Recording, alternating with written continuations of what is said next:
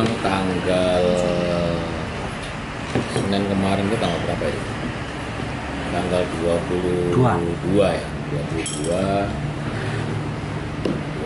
23, 24 ini kan kita punya agenda untuk LKPJ 2023.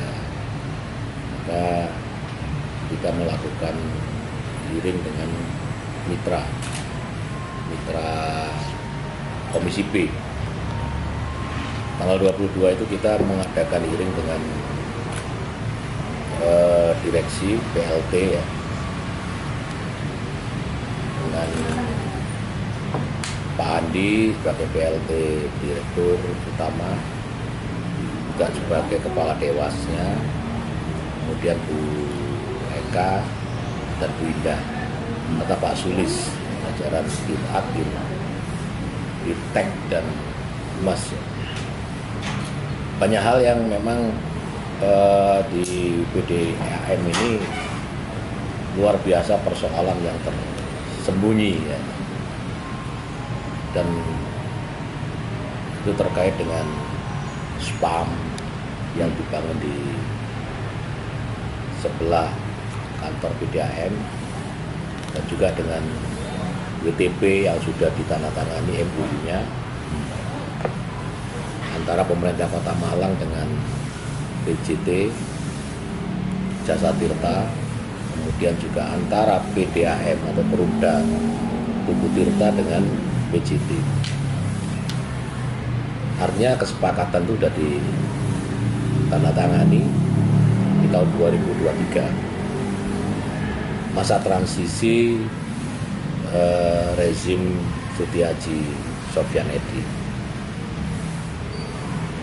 Nah, kita sebagai DPR dan Komisi B ini banyak berbicara tentang problem yang sementara ini dihadapi oleh Perumda Tugu Tirta dengan kekosongan dan problem yang begitu multi problem. Yang pertama adalah problem tentang pelayanan.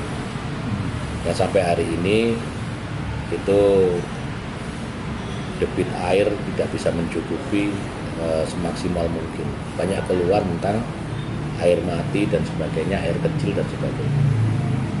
Kemudian juga pembangunan spam yang itu FS-nya tidak sebagaimana kita harapkan karena kandungan magnesiumnya itu tinggi sehingga di lab dan akhirnya membuat filtrasi atau metode filtrasi.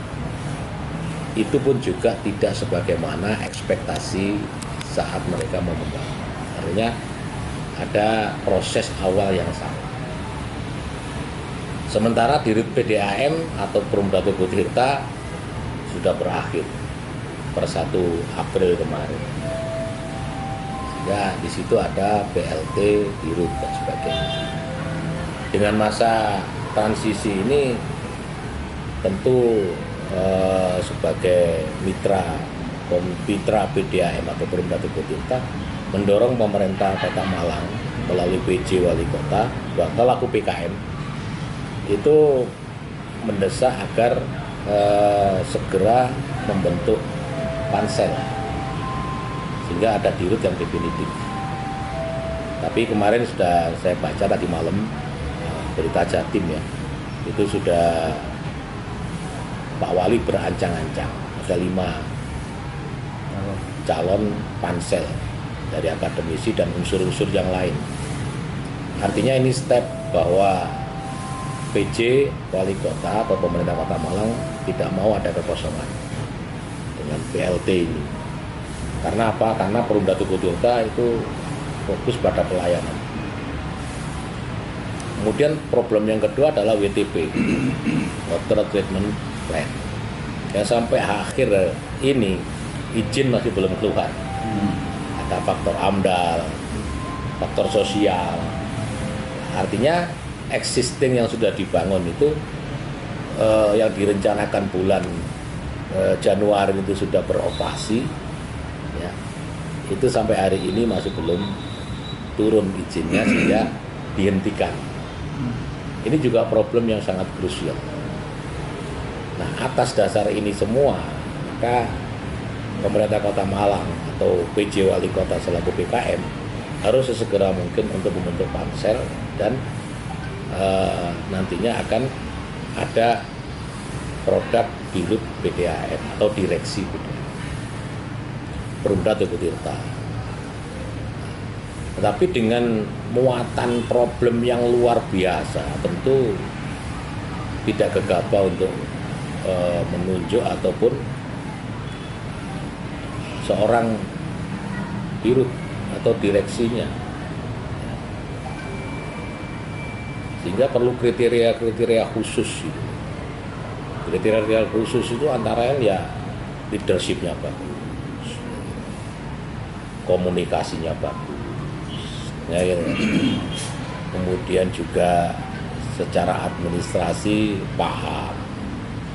Nah ini yang kita angan-angankan, sehingga pelayanan yang selama kurun waktu 5 tahun dalam direksi yang lama, yang banyak sekali keluhan, tapi banyak juga penghargaan.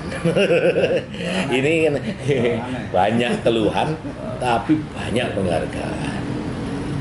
Nah ini kan menjadi paradoks di masyarakat. Sehingga perlu ada kriteria khusus ya. Yang pertama problem selain problem tadi itu problem eksternal ya, itu adalah bagaimana mengkomunikasikan, mengkoordinasikan problem yang dihadapi yang saya sebutkan semula awal-awal dalam pengelolaan Tugu Tirta. Itu adalah kerjasama dengan kabupaten, hanya komunikasi dengan Perumda Tugu Tirta Kabupaten, Perumda dengan kabupaten ya, dengan PDAM kabupaten atau dengan Batu, PDAM Batu. Jadi ini tentu butuh orang spesialis, komunikator sekaligus manajerial yang bagus. Agak ideal kita karena kemarin kita sangat nggak ideal. Ya kan? Kemarin sangat nggak ideal itu. Komunikasinya buruk, leadershipnya buruk. Tapi penghargaannya luar biasa banyak. Nah ini kita sebagai Komisi B, saya sebagai anggota Komisi B, berharap pemerintah Kota Malang jangan gegabah untuk menunjuk dalam proses pansel ini seorang direktur atau direksi-direksi. Kemudian boleh juga karena di dalam perda kita, dalam perda tahun 2019 itu tidak ada ketentuan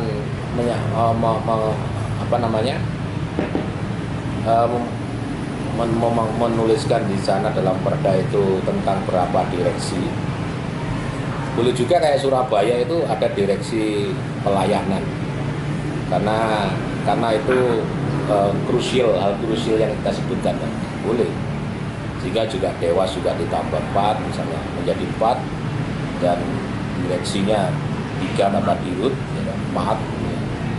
Itu apa? Untuk mempersiapkan Perumda Tugu Tirta ke depan dengan pelayanan prima. Boleh juga begitu. Sehingga dalam kesempatan ini kita mendorong untuk pansel cepat bekerja, kemudian direksinya ada 3 dan dirut 1, Dewasnya juga demikian, 4 Dewas dengan masing-masing tugas. Ini tentu sangat baik, Kalau itu pakem itu harus syarat mutlak, syarat mutlak itu, karena itu juga persyaratan menjadi seorang direktur atau direksi. Nah, tetapi ada syarat-syarat lain yang mungkin memberikan sebuah parameter atau bukti bahwa seseorang itu memiliki leadership. Misalnya kayak di Lemhanas misalnya gitu ya. Ada misalnya di Diklat PIM misalnya gitu.